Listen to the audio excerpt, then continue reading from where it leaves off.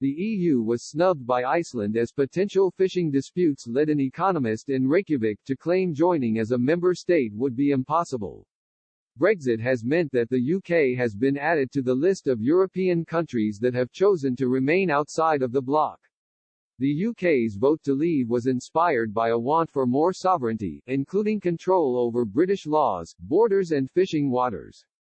These debates have also taken place in countries such as Iceland, which dropped its bid to join the EU in 2015. Icelandic economist Magnus Arni Skulason said that, while Iceland was negotiating its membership of the bloc, it became clear that different interests in fishing industry issues made membership in the EU impossible. According to Icelandic Foreign Affairs Minister Guðlaugur Þór Þórðarson, who is a member of the EU Skeptic Independence Party, the biggest advantage of not being an EU member is the freedom to determine trade policy independently. He said, in our case, almost 90% of our entire international trade is customs-free, while in the EU's case, it's just 27%. In 2017, he said that everyone wants to strike a free trade deal with the UK post-Brexit. Mr. Thordarson said, "You're the fifth largest economy in the world. Everyone wants to sell you goods and services. It's just as simple as that." In 2015, he penned a column for The Telegraph alongside Swiss politicians Thomas Eski calling for the UK to join the European Free Trade Area (EFTA). They said, Iceland has formally withdrawn its application, and the Swiss pro-EU campaign has admitted defeat and closed down. Why do people prefer our deal to yours? Not because it's perfect, nothing is perfect, but because it allows us to participate in the European market while retaining our self-government.